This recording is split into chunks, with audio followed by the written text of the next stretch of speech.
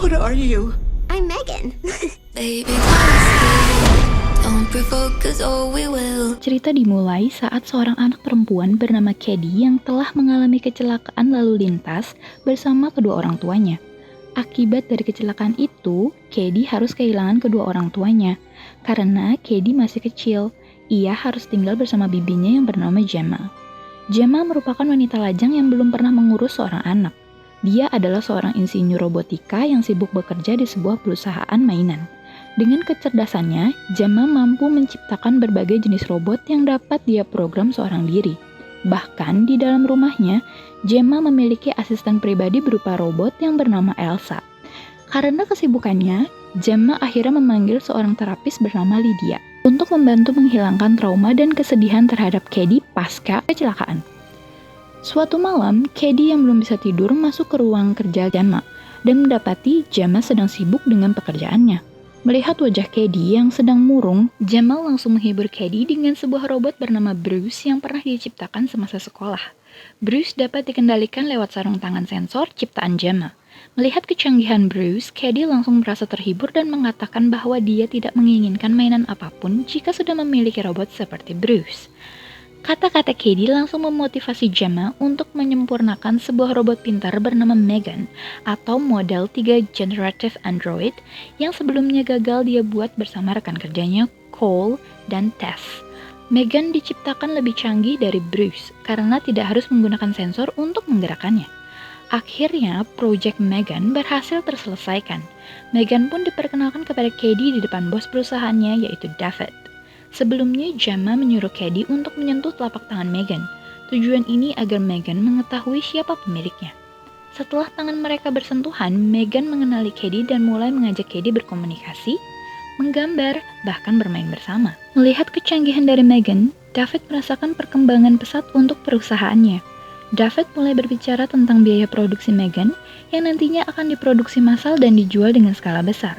Target pasar yang akan dituju adalah anak-anak yang orang tuanya sibuk bekerja dan tidak dapat mendampingi anaknya bermain. Pada momen itulah peran Megan dibutuhkan.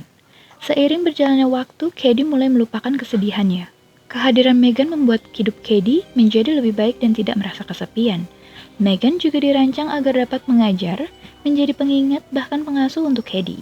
Selain itu, Megan juga dapat mempelajari hal-hal yang ada di sekitarnya. Semua yang dipelajari Megan akan tersimpan di memorinya. Mulai dari pengetahuan umum hingga ekspresi dan emosi manusia. Karena kecanggihannya, Megan juga dapat menerapkan emosi apapun kepada dirinya. Suatu hari, Cady sedang bermain panah karet di halaman bersama Megan. Saat sedang asik bermain, Cady kehilangan satu anak panah miliknya.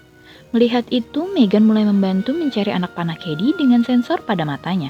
Setelah menemukan anak panah itu, Megan beranjak untuk mengambilnya.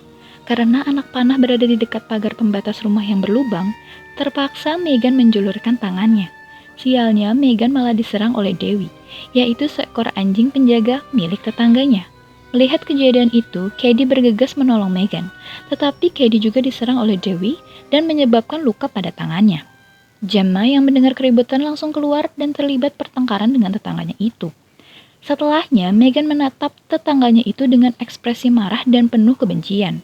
Akhirnya, Gemma melaporkan kejadian itu kepada petugas keamanan. Tetapi petugas tidak banyak membantu karena kejadian itu terjadi pada halaman tetangganya.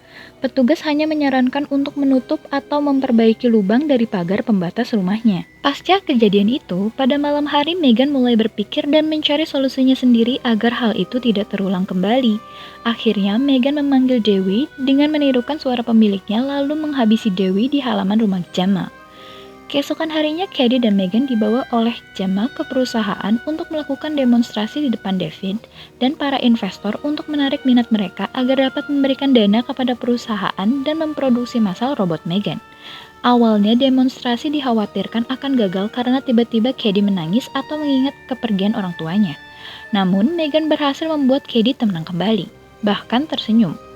Momen itu menyentuh para investor, kemudian mereka bertepuk tangan karena kehebatan Megan. Melihat kepuasan para investor, Kurt, yang juga salah satu karyawan dari perusahaan itu, mencuri data dari proyek Megan dan menyimpannya di komputernya. Semakin hari, Cady dan Megan semakin memiliki ikatan yang erat. Tapi Gemma mengingatkan Cady kalau Cady harus sadar jika Megan hanyalah sebuah robot boneka, bukan manusia. Jadi, Cady juga harus bersosialisasi dengan anak-anak lain. Keesokan paginya, Lydia mulai kembali melakukan terapi pada Cady. Namun, Cady mulai merasa tidak nyaman bahkan sampai menangis. Melihat itu, Megan langsung mengambilkan kotak tisu dan memaksa Lydia untuk memberikan tisu kepada Cady dan mengusap air matanya. Lydia cukup kaget dan terkesan, tapi menurut Lydia, Cady dan Megan sudah terikat secara emosional. Bahkan, Cady menganggap bahwa Megan adalah orang yang dapat menggantikan posisi orang tuanya. Mendengar itu, Gemma sebagai bibinya mulai khawatir. Ketika kembali di rumah pada malam hari, Gemma menyarankan Cady untuk mulai bersekolah lagi dan bersosialisasi. Tapi sepertinya Cady terpaksa untuk menerima kemauan Gemma. Dengan berat hati, akhirnya Cady mau bersekolah kembali, tetapi Megan harus ikut bersamanya. Awalnya Gemma tidak mengizinkan akan hal itu, tapi Cady tetap memaksanya. Akhirnya Gemma menuruti kemauan Cady. Kala itu Cady dipasangkan dengan Brandon, anak laki-laki nakal yang juga suka merundung. Mereka ditugaskan untuk mencari buah-buahan di dalam hutan. Cady yang sedang mencari buah di hutan, tiba-tiba Brandon memaksanya untuk menggenggam buah berduri yang menyebabkan Cady berteriak kesakitan. Mendengar itu, tiba-tiba Megan sudah ada di dekat mereka. Keanehan ini tidak membuat Brandon takut. Dia malah mendekati Megan dan beberapa kali menyentuhnya dengan kasar. Setelah itu, Brandon membawa Megan pergi dan meninggalkan Cady. Melihat itu, Cady berteriak dan teriakannya didengar oleh Gemma. Mendengar itu, Gemma langsung pergi ke hutan untuk memeriksa Cady. Brandon yang sudah berada jauh dari Cady mulai melakukan kekerasan kepada Megan. Brandon membanting Megan dan mencopot sepatunya. Bahkan, Brandon sempat memukuli Megan. Tiba-tiba Megan menarik kuping Brandon hingga putus. Karena ketakutan, Brandon berlari dengan kencang dan Megan mengikutinya dari belakang. Tanpa sadar, kaki Brandon tersangkut dengan akar pohon, dan itu adalah akhir dari kehidupan Brandon. Ketika pulang, Megan mulai bisa berbohong kepada Gemma jika dia hanya dibawa oleh Brandon dan tidak melakukan apa-apa terhadap Brandon. Tiba-tiba suara ketukan pintu terdengar dan ternyata petugas keamanan yang merespon laporan tetangganya untuk menanyakan kehilangan anjingnya. Tetangganya yakin kalau anjingnya diambil oleh Gemma karena kejadian tempo hari. Meski tidak memiliki bukti jika Gemma yang mengambilnya, tetangganya terus menuduh Gemma.